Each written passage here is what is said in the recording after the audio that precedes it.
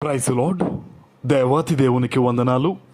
ప్రభువు నామమున మీ అందరికీ నా ప్రత్యేకమైన వందనాలు, శుభాలు తెలియచేస్తున్నాను. మరి ఈ నెల 6వ తారీఖున పిల్లలకి మనం భోజనాలు పెడుతూ ఉన్నాం. ఈ మంచి కార్యక్రమం నిమిత్తం ప్రార్థించండి.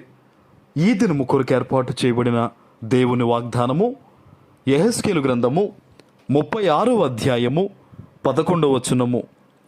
పూర్వమున్నట్టు మిమ్మును నివాస స్థలముగా చేసి మునుపటి కంటే అధికమైన మేలు మీకు కలగజేసేదను. దేవుని నామానికి మహిమ కలుగునుగాక. ఈ ఉదయకాల సమయంలో సర్వోన్నతుడైన సర్వ సృష్టికర్త అయిన నీ తండ్రి నీకు గొప్ప వాగ్దానం ఇస్తూ ఉన్నారు. హల్లెలూయా.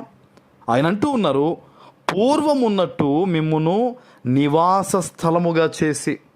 చాలామంది బిడ్డలు దుఃఖిస్తూ ఉంటారు. ఏంటంటే, ఒకప్పుడు నేను ఎంత గొప్పగా ప్రార్థన చేసేవాడిని, ఒకప్పుడు ఎంత ఆశీర్వాదం ఉండేది, ఒకప్పుడు ఎంతో సమృద్ధి నా దగ్గర నిలిచి ఉండేది, ఈరోజు నేను కోల్పోయాను.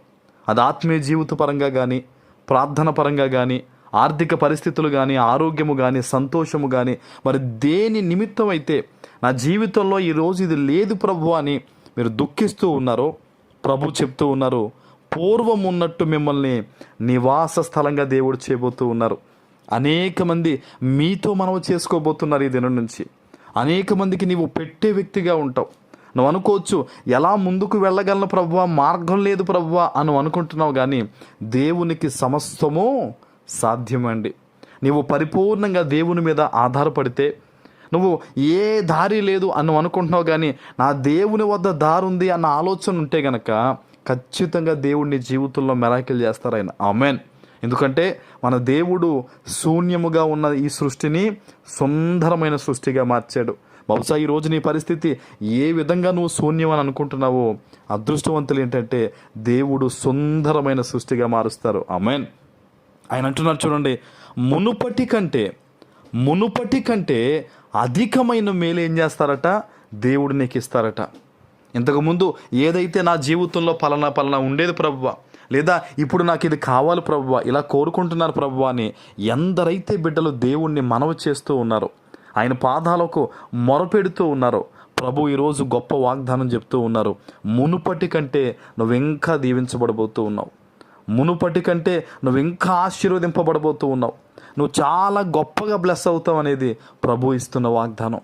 మరి కొంతమంది అనుకోవచ్చు, నేను ఒక తప్పు చేశాను కదా, నేను పొరపాటు చేశాను కదా, నేను పలానా విషయంలో దేవునికి దూరం అయ్యాను కదా, పాపం చేశాను కదా, మరి ఈ వాగ్దానం నాకు దేవుడు నా పట్ల కూడా నెరవేరుస్తాడా, నాతోనైనా మాట్లాడుతుందో అనుకుంటున్నావు. కానీ ఎస్, దేవుడు నీతోనే మాట్లాడుతున్నాడు. మనం ఎంత ఘోర పాపం చేసినా కూడా మన తండ్రి మనల్ని విడిచిపెట్టండి. ఆయన ఎప్పుడూ కూడా మనల్ని విడిచిపెట్టండి. పాపము చేయుట ద్వారా మనమే దేవునికి దూరం అయిపోయి చీకటి పాలవుతాం. కానీ దేవుడు ఎన్నటికీ కూడా నిన్ను విడిచిపెట్టడం. నిన్ను విడిచిపెట్టలేదు కనుకనే ఈ ఉదయకాల సమయంలో ఈ వాగ్దానం నువ్వు వినగలుగుతున్నావు. కాబట్టి నువ్వేమీ భయపడొద్దు.